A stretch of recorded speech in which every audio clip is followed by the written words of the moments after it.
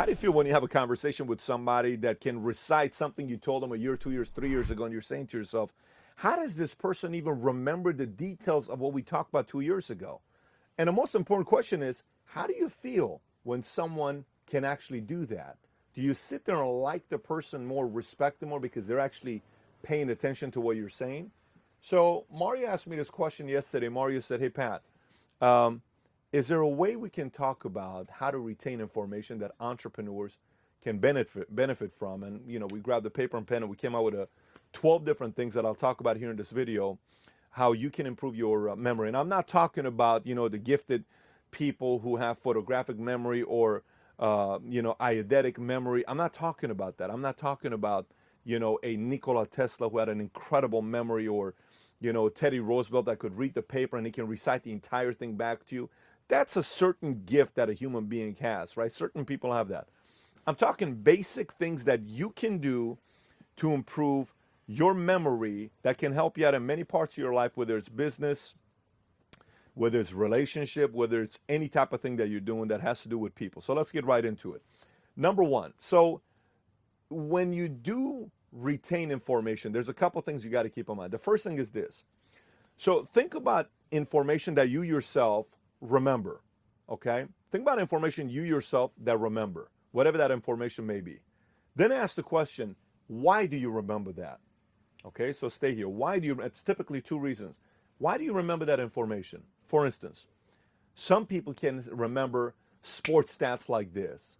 Some people can remember a quote from a president like this. Some people can remember mathematical formulas like this. But some people can remember some bad times on what happened with details. Some people can remember a certain law or a speeding limit. How do you remember that? How is that possible? How do you remember? How do you recall those types of things? So our brain, typically the general side, we remember and retain information that interests us or information that affects us. For instance, you will know your tax rate if it affects you after paying $63,000 in taxes in a year, hypothetically. That affects you. You're not interested in it, but it affects you, okay? And so you know that number. Or you have an interest in a video game and you remember certain secrets to a video game that you need to do this because it interests you, okay? So what does that have to do with improving information? Well, when you are talking to somebody and you want to retain the information, you got to make sure you're either interested in the human being or the content or whatever book you're reading or videos you're studying or classroom you're studying, or you got to know it's some content that affects you. If it's not one of those two things, you're generally not going to remember that content for too long. Let me give you the second one here. The second one is repetition. Repetition could be the way we remember songs, okay? Like, I have a certain song I like and I listen to it over and over and over again, and all of a sudden I know the lyrics to it, right? Whatever the lyrics are. The same way you and I can remember certain lyrics to a song is the same way you and I can remember a verse to a book or a formula or a quote or whatever it is, or an event or details of what a person said, because you keep repeating it and then it stays. You keep repeating and then it stays. So for instance, today I talked to this, he said this, he said this, he said this, and she said this, you're repeating it. And he said this, his name is this, his name is this, his name is this. Repeat, and then you link. So repeat, link, and then it stays, okay? So that's the second thing. The third thing, this is the third thing I like to do. Let's just say you learned something just now. You read something, you learned it. What do you do about it? Debate it with a group of 2 or 3 friends or family members. What do I mean by debate? For instance, what could be the debate? Okay, you just learned that unemployment rates in Panama are 2.3%. You just learned that today. You go and sit there with, let's just say, Mario and Paul and I say, hey, why do you think Panama's unemployment rate is 2.3%? Paul gives his opinion. Mario gives his opinion. I give my opinion. I disagree. No, I agree. No, I disagree. No, it's because of this. No, it's because of that. Then we may do a little bit of research. Then all of a sudden, that 2.3% stays in the mind, okay? Because you debated it, okay? And I'm talking debate with people that are not combative. There are people that just want to win everything. Debate because you're trying to learn. So take whatever you learned, debate it. Does this work? No. Boom, boom, boom, boom, boom. It's going to stay because there's a lot of energy you have to use to justify why you believe that, and you have to think about why, and it stays. The information stays. Fourth point I'm going to tell you about. Fourth point. Share it with other people. So let's just say you you watched a video, and one of the videos is, people ask me what type of mentors you should have, and I said T theory. So what is a T theory? T stands for what? Theory. E stands for experience. A stands for application. For instance, right? So when you want to have a mentor, there's 3 different levels of mentors. There are people that just are theory, like a teacher who's read a lot of books, so they're going to give you their theories that they've read and their own theories. Second type of mentor could be a person who has experience. They work closely with Michael Jordan, and they know Michael Jordan's habits, so they can tell you, well, Mike's like this, or Mike's like that, or president's like this, or this CEO was like this. Great. And the third one is a person you actually get mentored by, Michael Jordan, because they're applying what they know that they're sharing with you. And the best type of mentor is a trifecta, right? Okay, let's take that subject that you and I just shared. It's one of my videos that I've done, how to choose the right mentor, right? Okay. Now, take that and share it with a handful of people today. Hey, you know what's the best type of mentor stuff? What type? T. What does that mean? Let me explain to you. T stands for theory, experiment, and application. So let me explain to you what I mean by that. That person learned it. You're teaching, you're sharing, that person learned it. Mari, did you know what a T theory is? No, I don't. Let me explain to you what T theory is with mentors. Boom, boom, boom. T is for theory, E is for experiment, A is for application. Now watch this. I've done that 3 times to you, okay? If I were to ask you to repeat to me where T stands, I'm willing to bet you know exactly what it stands for, okay? Watch. Go ahead and do it. Go ahead and do it. I'm going to give you 5 seconds. What does T stand for? T, E, that's right. Theory, experiment, application. You just did it. Why? I'm sharing it with you, okay? I'm sharing it with you. So if you want to retain the content that you're learning here today, make notes of it, go share it with somebody else. It'll increase the likelihood of you retaining the information in this video. 5th point, teach on it. Don't just share it, teach on it. So for instance, teach on it is this. And he was explaining to how and there is this and there's that. It's different than sharing, because sharing could be, did you know Michael Jordan shot 55% from the field? No, I didn't know that. Did you know Michael Jordan one season averaged 3.8 steals a game? I didn't know that. Did you know Michael Jordan one season averaged 8.8 rebounds a game? I didn't know that. Did you know Michael Jordan almost one season averaged triple-double? I didn't know that. Not triple-double. What do you call it? Is that what it is? That's a triple-double like Oscar Robertson? Yeah. I didn't know that. Do you know Ted Williams had 2 triple crowns? Oh, I didn't know that. This is sharing, right? But teaching is, when you're, today I learned when you swing a golf swing, what you got to do is when you're putting your fingers here and the thumb's got to be over, and this thumb you want to have it in here, and your shoulder, if it's left, it goes right, and if shoulder's out, and your legs, you're teaching it. It's different than sharing it. That makes any sense. So share, teach. So share helps, teach helps even more, okay? Both of them help you retain information. Let's get to the next one here. Okay, next one is link it to stories. Whatever you learn, link it to a story. It doesn't matter what it is. Link it to a story. So if you retain information and you read a book about Teddy Roosevelt's first wife died, or first love of his life died, I will link it to the fact that my first girlfriend that I ever said I love you to in the Army, she got into a car accident and passed away. I'm linking it. It's emotion. It hurts. I will remember it. You could say something like, hey, I remember, when I learn a certain formula of how to do a certain workout, then I'm going to link it to a story of me remembering watching Pumping Iron with Arnold Schwarzenegger on how he was doing this. And he told a story in that video when he's smoking and he says this. I will link it to a story. So take what you learn, link it to a story, then it stays here. If it's linked to a story that's connected to you, not a story that's not connected to you and doesn't interest you and doesn't affect you, link it to a story and it connects here. I don't know if that one fully made sense, but I think it did. Next one is when you're reading a book, okay, or let's just say I'm grabbing this book. I got this gift today from Jeff. I spoke in an sales office at PHP in Boston here. And so I'm reading this book, and comedian Mike Donovan used to joke about the Red Sox tragic playoff history, which included annoying Aaron Boone and his 11th inning home run in 2003 ALCS, right? Okay. So then I say, man, what is ALCS? Let's just say you're not a baseball fan. Instead, you skip it. And then you go on, you still don't know what ALCS is. Stop. Find out what ALCS is. What is ALCS? Then you realize ALCS stands for American League Championship Series. I believe that's what it stands for. Now you know, and then you move on. Even if you're not a baseball fan, stop and do that, because then it sticks. The fact that you took the effort to stop and want to study that, it stays in your mind. If you don't do that, it won't stay in your mind. Okay. Next is to implement what you learned. So if you learned how to swing a golf swing, go implement it and do it over and over and over again. And then it becomes a part of you. You learned how to uh, um, give constructive criticism to somebody, and it's 7 steps. Okay, great. Write it down and go implement it today with 3 different people and see how you do. Okay, you'll learn how to shoot a basketball from a former NBA player, and he told you when you're shooting, et cetera, et cetera. Go implement it right away. You learn from somebody who's a Olympian swimmer. He tells you how to swim, and he's going to increase your speed of swimming by 2 seconds. Whatever. Implement it right away. So learn, implement right away. A lot of times people learn something in a book, and they learn something in a video they watch or something, and then they don't implement. They wonder how come they didn't retain it, because you got to implement it immediately. And the sooner you implement it, the more it sticks.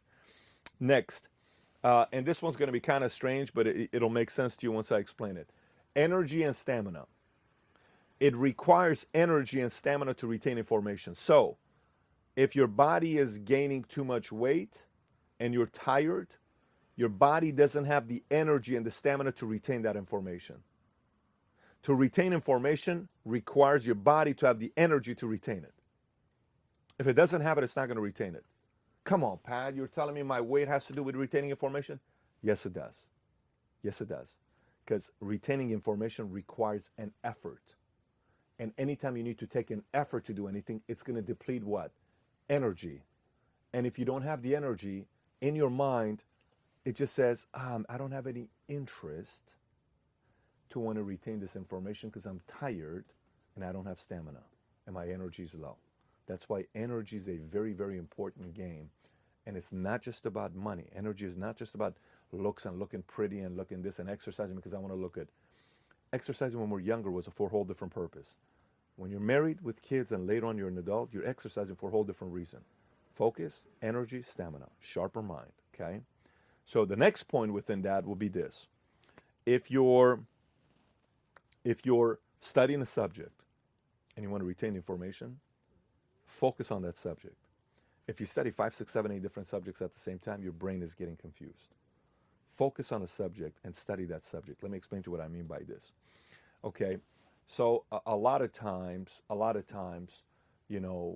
people who don't know how to work out, they'll go out there and they'll think that if I work out 8 hours in a day, I'm going to build more muscles, right? You won't. Workout is a good 2-hour workout is good for you, but your muscles are really growing when you rest because you tear your muscles and then you rest and then it grows. You tear your muscles and then it grows. You tear your muscles and then it grows, right? Okay. And you can't hit every single body part together on the same day. Bicep, chest, da, da, da, da, da, da, da, da, da. One muscle at a time. You want to retain information? One subject at a time. One subject at a time. Take a subject, obsess yourself over it, then you retain the information. And if your brain is exuding too much information, too much energy because you're using it way too many different subjects, then it's not retaining because it's cluttered. It's all over the place. Focused energy into one subject. Okay. Next point. I got 2 more points done. I'm on number 11 next. So the next one is focused attention. Focused attention. So meaning, Mario and I are talking right now, and I ask Mario, and I say, Mario, so, for instance, things I can tell you about Mario. I can tell you, Mario, about the fact that he's a very good soccer player.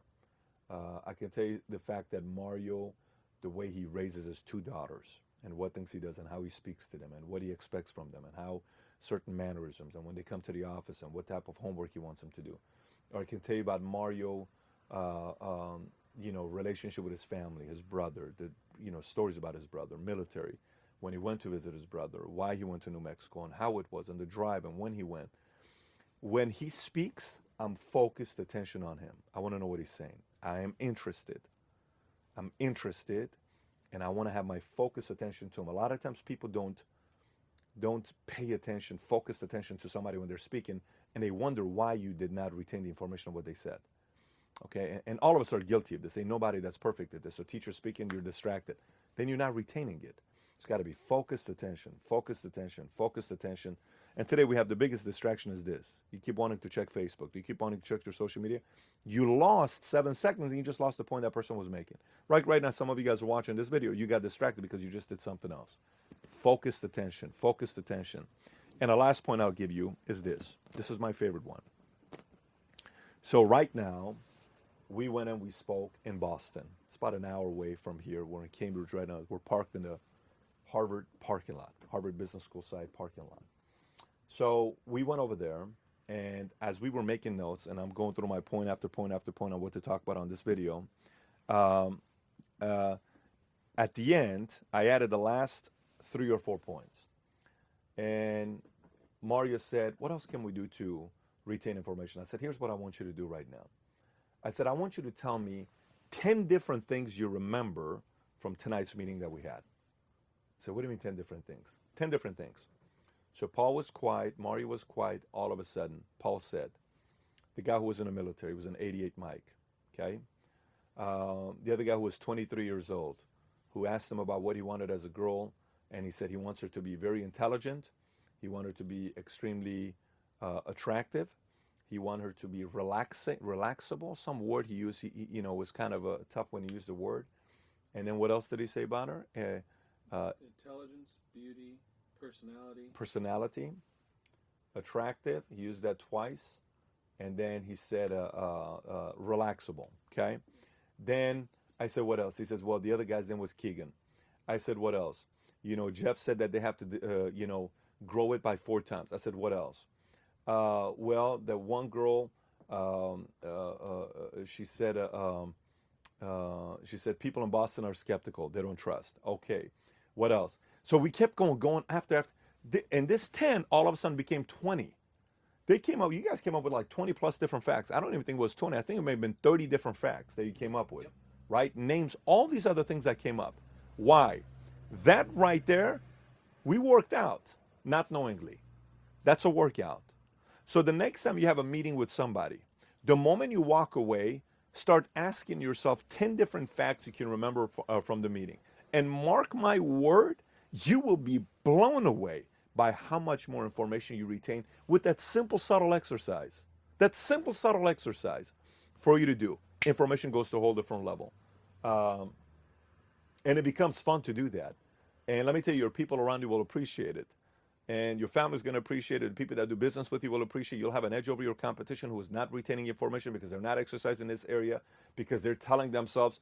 People who have great memory are either very, photographic memory, or they're eidetic, and they have this, and because of that, they have great memory. And that's I'm not Nikola Tesla. I can't have a better memory. While you are going to go through the 12 notes again, 12 points again, and you're going to study it, and you're going to implement it, and all of a sudden, next month, 2 months, 3 months, 6 months, 12 months, you're going to see a difference in your business. And people are going to say, what happened? It's called you apply the things that you learned in this video. Okay, so with that being said, any questions or thoughts you got, comment on the bottom. Again, if you haven't seen this video on a complete different website, you can always go back to patrickbaydavid.com. Give me one ringtone here. Boom, we got it. And then obviously, we are super close to 100,000 subs. Make sure to please subscribe to this channel. I simply do this because you're learning, and I love all the emails that I get, the thousands of emails that I get every single week, the fan letters that we get at the home office that you send, and the gifts and all that other stuff regularly we get. My energy to want to create this content is because I have students like you who actually want to study these videos. I'm starting to see a lot of videos being sent where people are writing all these notes on their walls. Somebody tagged me on Instagram where he went and changed his entire office, and he put white, what do you call it when you can write it on the wall with a marker? He put the tape on it that he can write it. He did his entire big office like that, and he watches every single video, and he writes all the notes on his wall to be a student. That may sound a little too obsessive to you, but you need to make a Valuetainment folder and start taking notes of what you're learning in this book, in this channel here. But with that being said, again, I applaud those of you that don't just watch these videos, but you study the content that we have here. I have a very, very, very big initiative that I'll be launching, which I presented here in Harvard. I'll be launching that. Goal is January 1st, latest first quarter. Stay tuned. I am not going to give you an earlier date. We may get it done earlier. It'll be very, very massive. It's an international project that affects everybody around the world who has any aspirations or desires to be an entrepreneur. So stay tuned for that. I'm excited about the project I'm putting together for all the entrepreneurs around the world, which when we announce it, the Valuetainment group is becoming a very, very big group around the world. I'm starting to see people wearing the I Am an Entrepreneur shirt from all over the world. So, the point I'm making to you is I'm excited with the fact that you have made an effort to become a very good student by studying all these content. Nothing excites me more than I get a message saying, Patrick, I've been following your content for the last year. My income went from $6,000 a month to $93,000 a month. I love that. There's nothing more exciting than when I get a message from a 13-year-old kid saying, I watch your videos. In the last 2 months, I've made $6,000. I love those stories. And those stories are a byproduct of students who implement the content that they're learning on this video. With that being said, thank you so much for watching the content. Take care, everybody. Goodbye.